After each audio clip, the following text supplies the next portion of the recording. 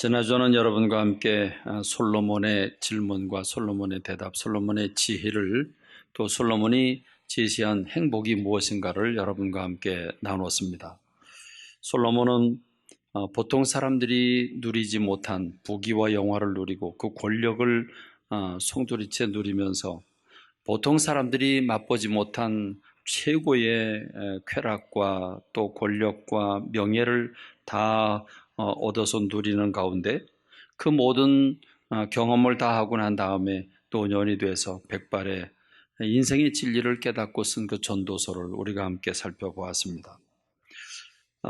솔로몬은 결론적으로 그가 누린 모든 부귀와 영화와 또는 명예나 권력이 아무런 유익이 없었다고 말해줍니다. 유익이 없을 뿐만 아니라 헛되다라고 말했습니다. 헛되다는 말 속엔 의미가 없다, 가치가 없다고 평가를 내렸습니다. 자, 이쯤 되면 전도자가 모든 것이 헛되다고 말하니까 우리는 이 말씀을 들을 때 그러면 살아봤자 뻔한데 우리가 뭐로 살아야 되나 하는 질문을 할 수가 있습니다. 부귀와 영화도 성공도 그리고 명예도 권력도 얻어봤자 소용이 없다는데 그럼 우리가 무엇 때문에 인생을 살아야 되나 하는 질문을 던질 수 있습니다. 그러나 이 전도서를 기록한 그리고 모든 부귀와 영화를 다 맛본 솔로몬은 아주 평범한 일상의 삶 속에 가장 귀한 행복이 숨겨져 있었다고 하는 사실을 그는 늦게서야 발견하고 전도서를 통해서 우리에게 그 비법을 알려준 것입니다. 전도서 2장 24절로 25절 사람이 먹고 마시며 수고하는 것보다 그의 마음을 더 기쁘게 하는 것이 없다. 이것도 본즉 하나님의 손에서 나오는 것이로다 그랬습니다. 그렇습니다. 하나님은 모든 것을 때를 따라 아름답게 하셨고 사람이 영원을 사모하는 마음을 주셨으며 사람으로 하여금 하나님이 하시는 시종 그 시작과 끝을 알 수 없게 만드셨다고 했습니다. 그러므로 인간은 창조주 전능자 하나님 앞에 겸손히 엎드리며 하나님의 그 은총을 바라보고 달려나가는 것이 가장 소중한 삶이라고 하는 것을 깨닫게 해줍니다. 여러분, 솔로몬이라고 하는 사람이 어마어마한 부귀 영화를 다 누려본 다음에 깨닫게 된 건데 우린 그 누리지 못했지만 솔로몬이 그걸 깨닫고 우리가 고백하는 그 고백을 기쁨으로 우리가 승화시키는 저와 여러분이 되기를 바랍니다. 무엇보다도 솔로몬은 내가 지금까지 부귀와 영화를 누리려고 그렇게 일하고 고생하고 그리고 땀 흘리고 애를 썼는데 그렇게 해서 얻어놓은 부귀와 영화나 성공이나 명예나 권력은 그건 다 헛되더라. 근데 정말 소중한 게 뭐냐? 정말 기쁜 게 뭐냐? 사람들이 사는 동안에 기뻐하며 선을 행하는 것보다 더 나은 것이 없다. 그래서 오히려 끌어모으는 것보다 정복하는 것보다 지배할 때보다 나누고 섬기고 구제하고 봉사하고 배려하고 격려할 때 그때 진정한 기쁨과 행복이 몰려오더라. 이거보다 더 큰 기쁨은 없다라고 하는 사실을 깨우쳐 주었습니다. 저는 오늘 여러분과 함께 솔로몬이 우리에게 주신 이 행복을 노래했는데 이제 행복을 넘어서서 그렇다고 하면 솔로몬이 헛되니 모든 것이 헛되도다. meaningless라고 하는 의미가 없다고 하는 도장을 찍어준 이 인생, 그렇다면 우리가 추구해야 될 정말 의미 있는 것은 무엇일까? 그렇다고 한다면 이제 솔로몬이 무가치하다, 무의미하다, 헛되다라고 하는 걸 뒤집어 봅시다. 그러면 영원이라고 하는 단어, 지나가지 아니하고 계속 머물러 있고 계속 있게 되는 또 변하지 않는 것 또는 완전한 것, 여러분 그러면 완전한 것, 변하지 않는 것, 의미가 있는 것, 가치 있는 것, 여러분 이것은 무엇일까요? 솔로몬은 전도서를 다 기록하고 난 다음에 결론적으로 이렇게 얘기를 합니다. 전도서 12장 9절로 10절에 보니까 전도자는 지혜자이어서 여전히 백성에게 지식을 가르쳤고 또 깊이 생각하고 연구해서 잠언을 많이 지었는데 전도자는 힘써 아름다운 말들을 구했다. 진리의 말씀들을 정직하게 기록했다. 그래서 솔로몬이 최선을 다해서 연구하고 또 연구했을 뿐만 아니라 하나님 주신 것들을 최대한 활용을 해서 우리에게 남겨주었는데 그 지혜들은 우리 인생들에게 어떤 유익을 주었는가? 지혜자의 말씀들은 찌르는 채찍들 같고 회중의 스승들의 말씀들은 잘 박힌 못 같으니 다 한 목자가 주신 바이니라. 내 아들아, 또 이것들로 경계를 받으라. 많은 책들을 짓는 것은 끝이 없고 많이 공부하는 것은 몸을 피곤하게 하느니라. 그래서 지혜가 우리의 삶에 얼마나 유익한가를 얘기해주고, 그러고 난 다음에 솔로몬은 자기가 전 인생을 살면서 부귀와 영화를 다 누리고 깨달은 진리를 딱 한 줄로 이렇게 고백을 합니다. 전도서 12장 13절 말씀입니다. 우리 다 같이 한번 읽겠습니다. 일의 결국을 다 들었으니 하나님을 경외하고 그의 명령들을 지킬지어다. 이것이 모든 사람의 본분이니라. 이 솔로몬이 말한, 지금까지 말한 것들, 인간은 짧게 살고 지나가 버리고 나면 이름조차 기억되지 않고, 내가 기껏 벌어놓은 것도 고생하지 않은 다음 사람이 물려받아서 다 망가뜨려 놓을 것이고, 그리고 인간의 욕심은 만족할 수 없고, 인간은 안 되는 게 너무 많은 한계 있는 존재이고, 어리석은 자나 지혜로운 자나 맥일반이라고 하는 이런 한계 있는, 모순이 있는 모순 덩어리 인생이 사람이라고 하는 겁니다. 그런데 지금 솔로몬이 제시하는 분은 딱 한 분, 하나님을 제시하고 있습니다. 그러면 하나님은 어떤 분입니까? 지금 솔로몬이 말하는 하나님을 경외하고 그의 말씀을 지키는 것, 그게 사람의 본분이라고 했다면 그 하나님은 어떤 하나님입니까? 하나님은 영원하신 분입니다. 하나님은 전능하신 분입니다. 하나님은 완전하신 분입니다.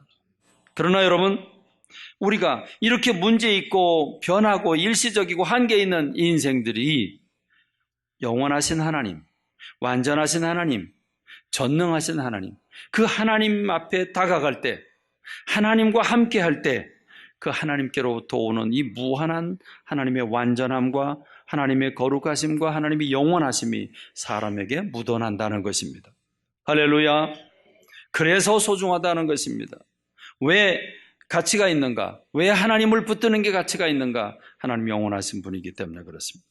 하나님은 실수가 없으시고 그림자가 없으시고 전능하신 분이기 때문에 그렇습니다. 그러므로 우리가 하나님께 다가갈 때, 하나님과 함께 동행할 때, 하나님이 주신 힘을 받을 때 비로소 인간은 모순으로부터 벗어나고 한계로부터 벗어나며 하나님을 향해 달려갈 때 우리에게 영혼을 회복할 수 있게 되는 줄로 믿습니다. 그러므로 여러분, 오늘 저와 여러분이 이 세상을 살면서 가장 소중한 한 단어, 그건 하나님인 줄로 믿습니다. 우리 하나님인 줄로 믿습니다. 여러분이 언제 어디서 무엇을 할지라도 우리는 불안하고 인간은 한계가 있고 인간은 한시적이지만 영원하신 하나님, 완전하신 하나님, 창조주 하나님을 붙잡고 살아가는 저와 여러분이 되기를 주님의 이름으로 축원합니다. 두 번째로, 솔로몬은 하나님 자신만이 아니라 하나님의 말씀을 지켜야 된다고 말합니다. 그렇습니다. 하나님이 영원하시고 하나님이 완전하신 분이라고 한다면 하나님의 생각도 완전하십니다. 하나님 지혜와 지식의 근본이라고 했습니다. 그러므로 영원하신 하나님, 완전하신 하나님, 지혜와 지식의 근본이신 하나님, 그 하나님의 입으로부터 나오는 말씀도 완전한 줄로 믿습니다. 그러므로 하나님의 말씀은 진리입니다. 하나님의 말씀은 변하지 않습니다. 그런 면에서 베드로전서 1장 24절로 25절은 우리 인생이 누구인가, 이 인생의 본질에 관해서 아주 명확하게 우리들에게 소개하고 있습니다. 모든 육체는 풀과 같고 그 모든 영광은 풀의 꽃과 같으니 풀은 마르고 꽃은 떨어지지만 오직 주님의 말씀은 세세토록 있도다 했습니다. 그래서 인간이 한때는 대단한 걸 움켜쥐고 장관도 하고 대통령도 하고 대단한 것을 소유하게 되지만, 그러나 영원히 그 자리에 있을 수 없습니다. 그걸 내려놓게 됩니다. 그러므로 우리는 하나님이 영원하신 분이고 그 하나님의 말씀이 불변한 진리라고 한다면, 이제 우리가 또 추구해야 될 게 있다면, 정말 우리가 추구하고 바라보고 목표로 삼아야 할 가치가 있다고 한다면, 의미가 있다고 한다면, 그것은 바로 세상 나라가 아니라 하나님의 나라입니다. 그러나 우리는 하나님의 나라보다 세상 나라에 대해서 더 많은 관심들을 가지고 있습니다. 그러나 여러분, 세상은 언제나 문제가 있게 마련이고, 세상은 언제나 위험하기 마련이고, 세상은 언제나 모순과 갈등이 지배하기 마련입니다. 그러므로 여러분, 우리의 목표는, 우리의 소원은 통일이 아닙니다. 우리의 소원은 경제 회복이 아닙니다. 그럼 잘 살게 되면 우리가 하나님 잘 믿을까요? 그럼 통일이 되면 정말 우리가 하나님을 찬양하고 정말 하나님의 뜻대로 살까요? 아닙니다. 우리 엄밀히 말해봅시다. 세상적인 관심은 통일이고 경제회복이고 일본과 미국과 소련, 러시아와 중국과 다 좋은 관계를 유지하고 사는 것이 우리 꿈이지만 그러나 그건 완전한 행복이 아닌 줄로 믿습니다. 그렇기 때문에 오늘 우리는 세상 나라가 아니라 하나님 나라에 대해 관심을 가져야 합니다. 여러분, 우리들이 그랬듯이, 우리도 그랬듯이 제자들도 그랬습니다. 제자들도 이스라엘이라고 하는 나라가 로마의 압제를 받고 있었기 때문에 어떻게 하면 로마로부터 해방받을까? 그래서 그들은 메시아를 기다려왔습니다. 그들이 생각한 메시아는 정치적이고 군사적인 메시아였습니다. 메시아가 오늘날 나타나서 저 로마를 본때 있게 하루아침에 뒤집어 놓고 그리고 이스라엘 나라를 세계에서 가장 높은 나라로, 안전한 나라로 세워주길 바랬던 게 이스라엘 사람들입니다. 제자들도 그랬습니다. 그래서 예수님께서 이때나 저때나 이제나 저제냐 예수님께서 이 나라를 뒤집어 놓기를, 저 로마를 그 로마로부터 우리를 해방시켜 주기를 그렇게 소원했지만 예수님은 오히려 로마 사람들에 의해서 맥없이 십자가를 지고 무덤 속에 갇히고 말았습니다. 순간적으로 며칠 상간으로 예수님은 정말 맥없이 무덤 속에 갇히고 말았습니다. 온갖 실망, 여러분 허망함 말할 수 없죠. 그러던 그들이, 대문을 걸어 잠그고 괴롭고 아파던 그들이 부활하신 예수님을 만납니다. 예수님이 부활하셨다고 한 영적인 의미는 다 사라지고 그들에게 온식 관심은 하나였습니다. 아, 이제군요. 그래서 그들이 모였을 때 예수께 여쭈어 이르되 주께서 이스라엘 나라를 회복하시면 이때입니까? 라고 묻습니다. 그러나 주님, 때와 시기는 아버지께서 자기 고난에 두셨으니 너희야 알 바 아니다. 오히려 이스라엘은 2000년 동안 나라 잃어버린, 나라 없는 소름을 겪게 됩니다. 그러니까 때와 시기는 그들은 전혀 알지 못했죠. 앞으로 2000년 후에 이스라엘이 회복될 것을 그들은 전혀 모르고 있었습니다. 그런데 예수님이 그들에게 하신 말씀 무엇입니까? 오직 성령이 너희가 임하시면 너희가 권능을 받고 예루살렘과 온 유대와 사마리아와 땅끝까지 이르러 내 증인이 될 것이라고 말씀을 하십니다. 여러분, 무엇입니까? 예수님은 이 세상에 3년 동안 계시면서 그 많은 말씀을 전했지만 단 한 번도 이 땅에서 이렇게 하면 돈을 번다, 이렇게 하면 성공한다, 이렇게 하면 권력을 얻는다, 한 번도 말씀해 주신 적이 없습니다. 이렇게 하면 이 세상 나라가 어떻게 부국하게 된다, 한 번도 말씀하신 적이 없습니다. 그런데 우리는 하나님 나라에 대한 관심은 없고 전부 세상 나라에 대해서만 관심이 있습니다. 오늘 저와 여러분, 적어도 하나님을 믿는 믿음의 사람들은 하나님의 나라에 대한 관심을 가져야 되는 줄로 믿습니다. 왜 그렇습니까? 거긴 영원한 곳이기 때문입니다. 거긴 변함이 없는 곳이기 때문에 그렇습니다. 그렇습니다. 우리의 관심은 하나님의 나라여야 합니다. 그러므로 오늘 저와 여러분들이 이 세상을 살면서 어떤 마음으로, 어떤 자세로 세상을 살아야 될까요? 우린 육체 중심이 아니라 영적 중심으로 살아야 되는 줄로 믿습니다. 우리는 이 세상 중심이 아니라 하나님 나라를 중심으로 살아야 되는 줄로 믿습니다. 그렇습니다. 그것이 오늘 우리가 읽은 본문의 말씀입니다. 오늘 베드로라고 하는 예수님의 수제자는 베드로전서 1장 1절로 2절에서 여러 흩어진 나그네들에게 편지를 보냅니다. 예수 그리스도의 사도 베드로는 본도, 갈라디아, 갑바도기아, 아시아와 비두니아에 흩어진 나그네에게 편지를 보낸다고 했습니다. 지금 사도 베드로가 강조하고 있는 것은 흩어진 나그네들입니다. 나그네는 가야 할 곳이, 목적지가 있습니다. 지금 있는 곳은 목적지가 아닙니다. 오늘 저와 여러분은 이 세상의 주민등록증을 가지고 대한민국에 소속된 백성으로 살아가고 있지만, 그러나 오늘 저와 여러분들은 이건 잠시 살 곳이고 우린 나그네로 살 것이고, 우리가 가야 할 종착역은 하나님의 나라, 천국 시민권을 가진 하나님의 백성으로서, 하나님의 자녀로서 하나님 나라로 가게 될 줄로 믿습니다. 그렇기 때문에 오늘 저와 여러분들은 흩어진 나그네의 삶을 살고 있다는 사실을 기억해야 합니다.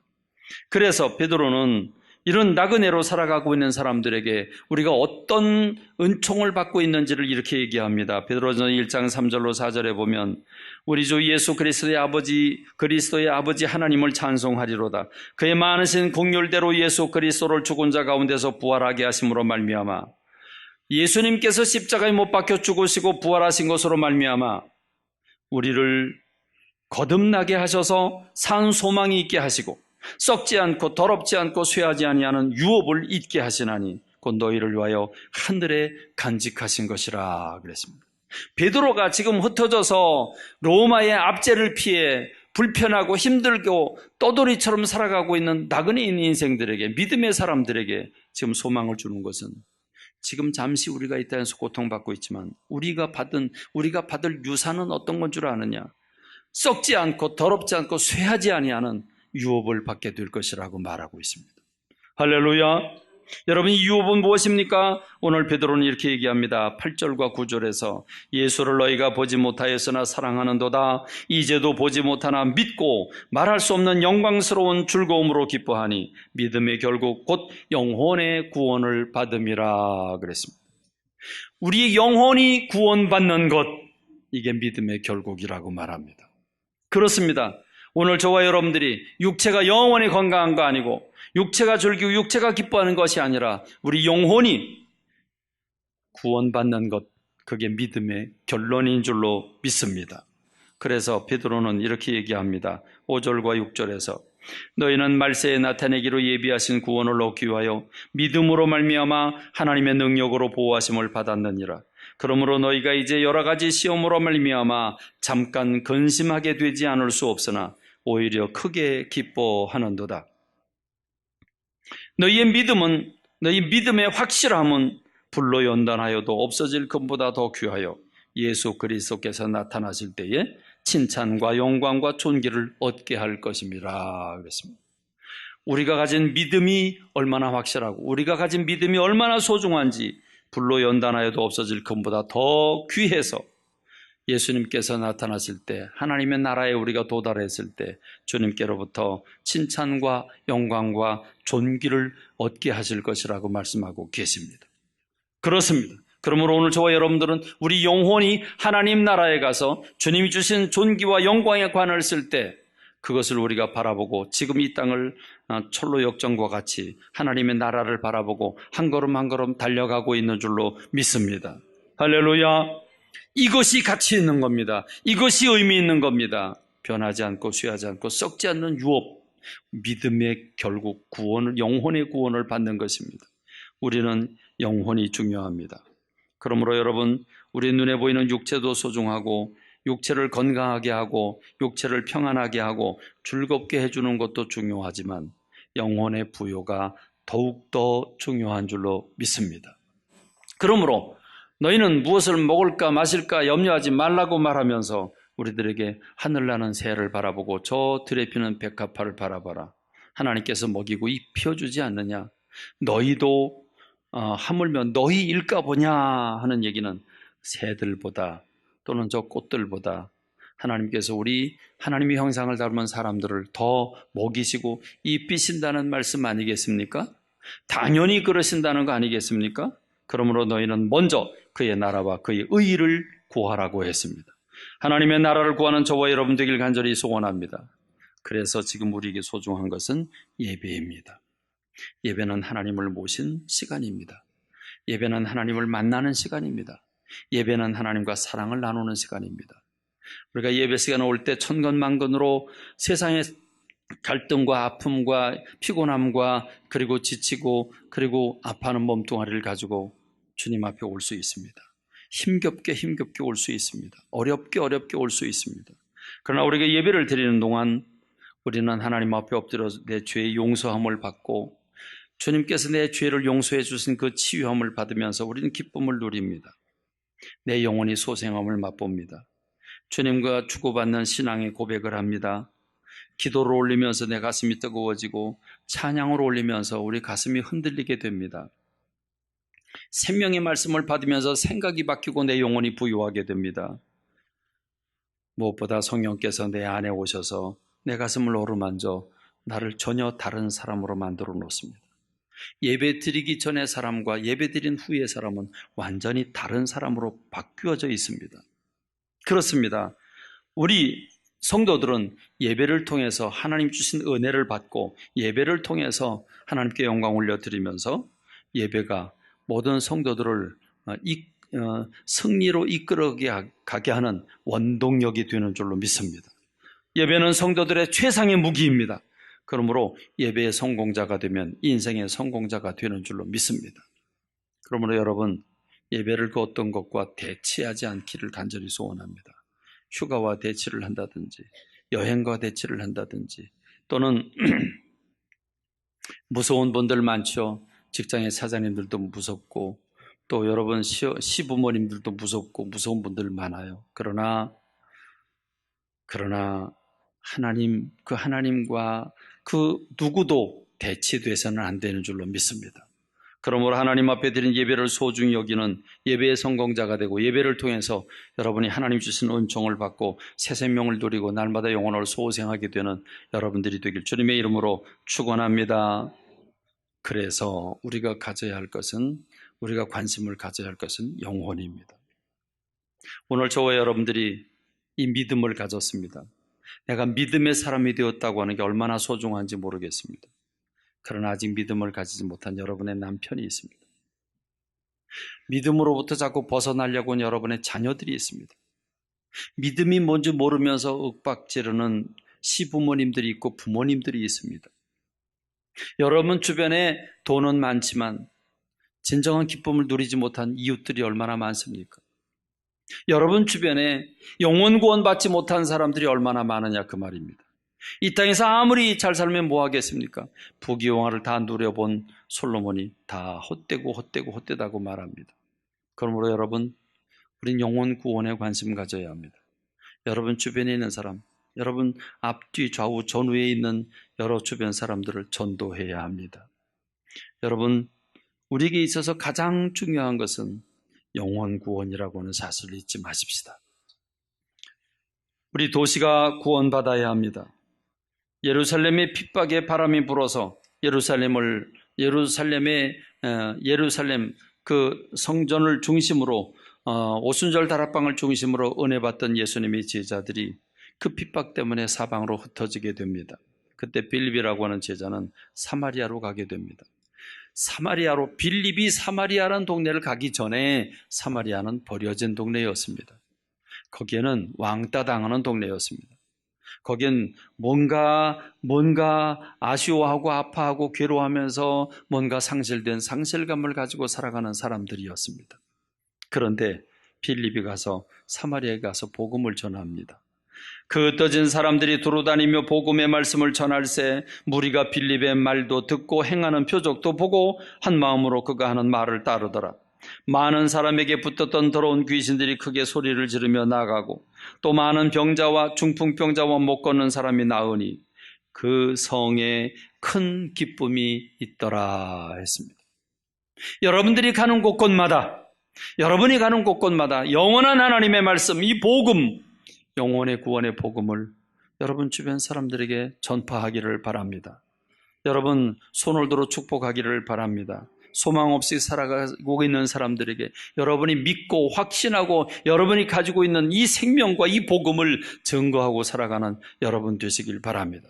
하나님의 나라를 전파하고 살아가는 여러분 되시길 바랍니다. 여러분을 통해서 여러분이 있는 그곳이 천국으로 변화가 되고 여러분이 있는 그곳이 영혼 구원의 역사가 일어나는 하나님의 나라가 형성되는 역사가 있기를 주님의 이름으로 축원합니다.